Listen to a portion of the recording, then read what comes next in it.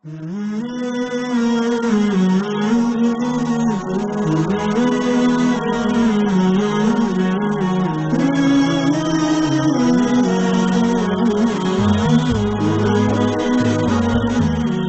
اس ایمان کو تقویت پہنچانے اللہ سے جڑنے کے لیے نماز ہے کہ نماز پہلی امتوں کو 2 نمازیں، ہمیں 5۔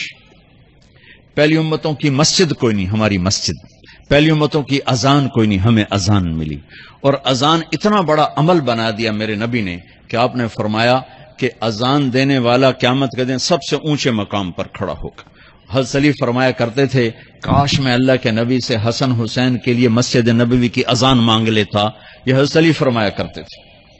اور جنگ قادسیہ میں مؤذن زخمی ہو گیا تو اذان دینے کے شوق میں سردار آپس میں الجھ گئے، کہتا میں دوں گا، کہتا میں دوں گا۔ پھر قرہ اندازی ہوئی جس کا نام نکلا اس نے اذان دی۔ حضرت عمر فرمایا کرتے تھے اگر میں امیر المومنین نہ ہوتا، اگر میں خلیفہ وقت نہ ہوتا تو میں مسجد نبوی کا مؤذن بننا پسند کرتا۔ کسی کو اذان نہیں ملی، ہمیں اذان۔ پہلا مؤذن بلال بنا، پہلے مؤذن اللہ نے بلال کو یہ عزت عطا فرمائی۔ دنیا میں یہ ہے اور آخرت میں یہ ہے کہ میرے نبی نے فرمایا کہ جب جنت میں جانے کا وقت آئے گا نا تو جنت کی میرے لیے سواری لائی جائے گی، میں اس سواری پہ بیٹھوں گا تو اس کی جو وہ رسی ہوگی نا وہ ایسے نیچے گر جائے گی، یہ نیچے گرے گی۔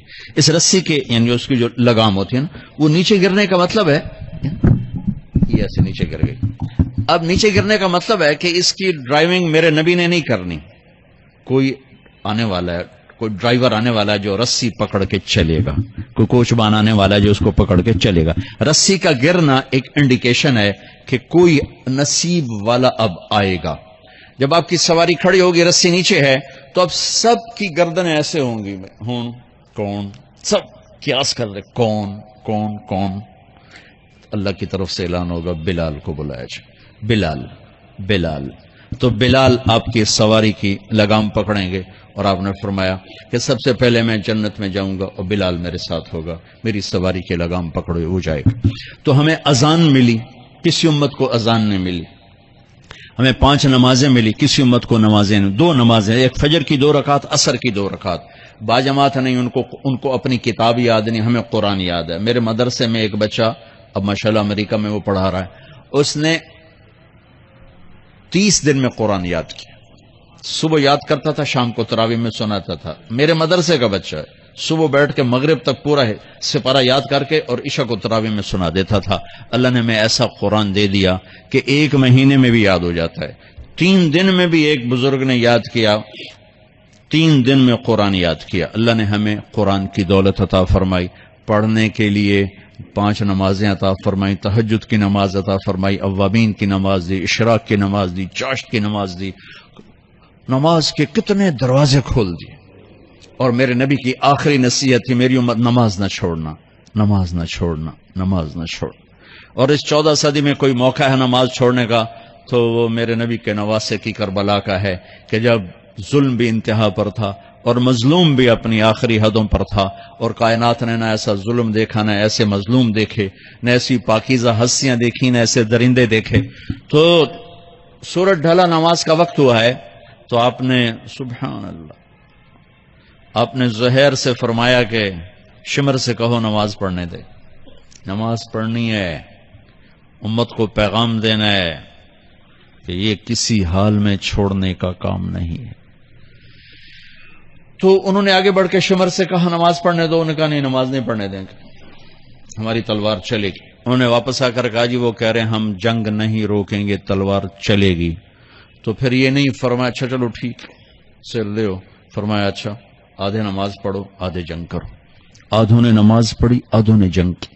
پھر انہوں نے جنگ کی اور پہلوں نے نماز پڑھی، اور عصر سے پہلے سب کے سر کٹ کے نیزوں پہ چڑھ گئے۔ یہ وہ ہستیاں ہیں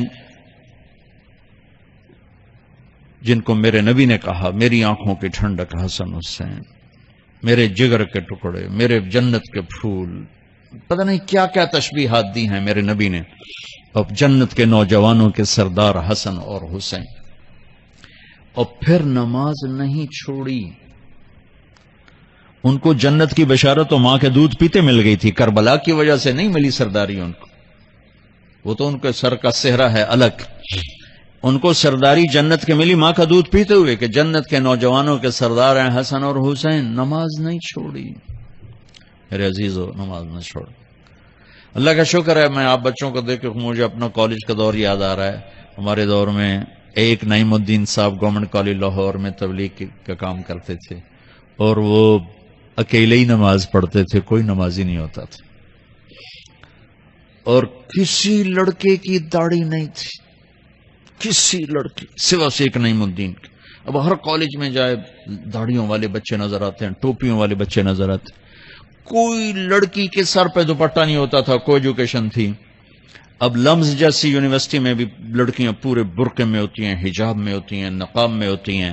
جہاں برائی کا گراف اوپر گیا تو نیکی کا بھی اوپر گیا، جہاں برائی کا لیول اگر بڑھا ہے تو نیکی کا لیول بھی بڑا ہے۔